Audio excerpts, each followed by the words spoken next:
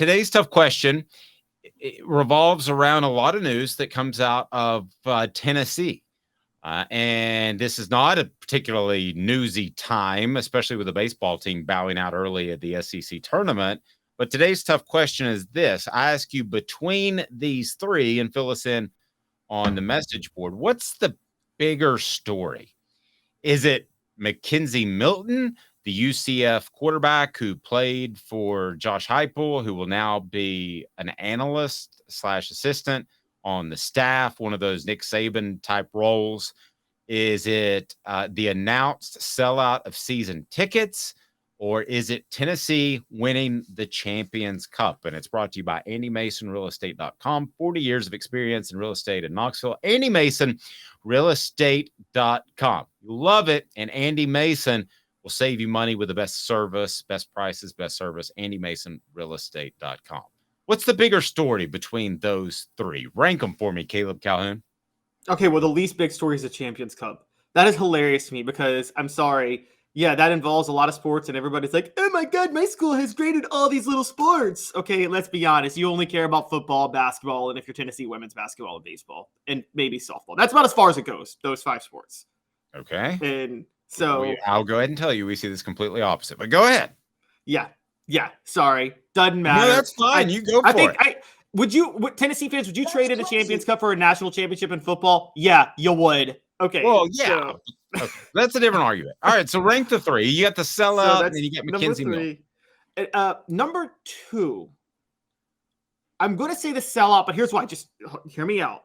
The sellout would be the biggest story, but we had already knew that Tennessee was on the trajectory for this when we covered this a month ago. This was something we knew was going to happen based on how they were already shattering numbers. So this isn't as big of a news story to me now because it was a big news story to me a month ago. And so it's not, it doesn't stand out as much now. I think number 1 is McKenzie Milton. I think Josh Heupel may have been looking for his future offensive coordinator in that. I mean, this is a big pickup. And McKenzie Milton played under Scott Frost, Mike Norvell, and Josh Heupel. And he probably had his pick of the litter to be an analyst somewhere, and he chose to come work for Josh Heupel. That's although Scott Frost is no longer coaching, but you get the point. It's still a pretty big deal that he picked Heupel.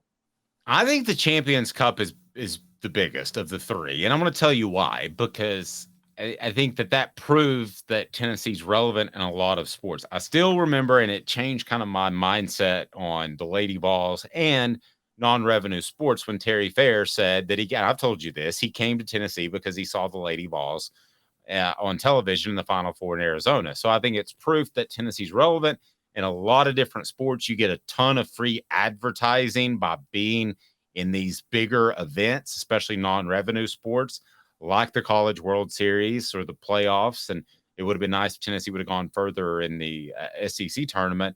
You have softball, you have all of that. So I do think they're more relevant maybe than you do as providing free publicity, kind of like how Elon Musk talks about he's going to start advertising, and then they run all kinds of stories about him running advertising, which is essentially free advertising. So if you win, then you get free advertising. You don't have to recruit quite as hard. A guy like Terry Fair says, well, man, look at those Vols. I like the orange. I'm going to go there, and ends up being a first-round pick and an all-SEC player. So I think that's number 1 for that reason. Number 2 is Milton, and that's what Travis on our message board says as well. Number 2 is Milton because, and I would be exactly opposite of this if this is a defensive-minded coach like Nick Saban. I think it was important for Nick Saban to bring in offensive minds that were different from him, like Lane Kiffin. I think the opposite of Josh Heupel. I think Josh Heupel needs to bring in the same offensive minds because his offensive plan is going to work unless there's a significant rule change. And yes, I think he's lining people up so his guys get better jobs and they move on as coordinators somewhere else, or they move on as head coaches, as Alex Golish did. I think Milton does climb up that ladder. I agree with you. I also think those analysts provide more insight during meetings than a lot of people think. I think that Alec Ablin had a say in some of the more innovative plays last year that Tennessee ran, I think that there's a good chance Milton will as well. And let's be real honest, even though it's an NCAA violation, most schools have those guys run out on the field and coach, even though they're not supposed to. So you've got a guy that really knows the offense if they decide to do that.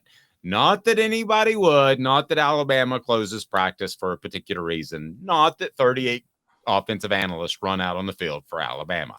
I'm just saying. So, Caleb, that's how I would rank them. The sellout really meant nothing to me. I thought it was going to happen. I didn't know if it was going to be May the 25th, April the 25th, or June the 25th, but it doesn't surprise me at all. Yeah, the sellout thing is the news of the sellout was when we saw how ahead of schedule Tennessee was a month ago. It's nothing now. I'm with you on analysts, and it's kind of open too with Tennessee as an open secret. Kelsey Pope, when he was promoted to receivers coach, it was well documented that Kelsey Pope turned Cedric Tillman into a 1,000-yard receiver. He worked with him on the field in practice regularly in developing him. So it was pretty obvious. I agree. And for the record, I got to side with Nick Saban on this when he does this. Nick Saban is right too. He's complained for years that there aren't more staff members allowed for football teams. And I didn't even think about the numbers till he brought it up. But an assistant coach, if you divide up the players per assistant coach in football, an assistant coach is responsible for more players in football than in any other sport. And it's not even close, really. I mean, in basketball, you got what? 4 coaches and 12 to 15 guys on a roster, right? Yep. So you're talking 3 to 4 guys per coach. You got like 100 guys on a roster, and you're allowed 10 staff members. That's insane. And that doesn't even count the scout team and all of those guys. I got to ask you this, though. Let me play devil's advocate. Is this staff too inbred? I mean, could it use? You're asking if Tennessee is too inbred. You know how many? I knew you would. I knew you'd roll with that. But is it too inbred from a philosophical standpoint? No, I don't think so. I think it's working too well right now. Yeah, I don't think so either. And I think defensively, too, when you have a Garner who's kind of an old school guy, and then you have a Banks and they defensive line coach, defensive coordinator, respectively, I think that they have different approaches. That's where you probably want to have some fresh ideas in there because they are having to complement an offense that runs a cajillion plays every game. But I don't see that right now. I don't see that it's too inbred at all. I think that bringing in Milton was a very positive thing, but I thought I would throw that out there. And now Fulmer, on the other hand, I would say when that's what did Fulmer in is Tennessee was too inbred towards the late 90s, early 2000s. I think they just after were so Cutcliffe obsessed. left? After Cutcliffe, yes, they were so obsessed with in-house. Well, they were. I agree. Randy Sanders was an easy decision, and in retrospect, it wasn't the right one. Even though you're talking to the guy who sat down with him and his dad at a Cracker Barrel and wrote how he might be the next head coach at Tennessee, and that was the 2005 season. So obviously that didn't, or the 2005 season. So obviously that didn't go very well.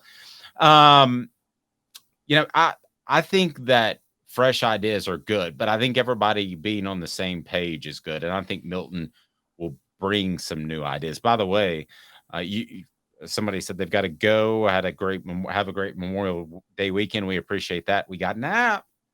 We'll go where you go. So download the app. We appreciate that.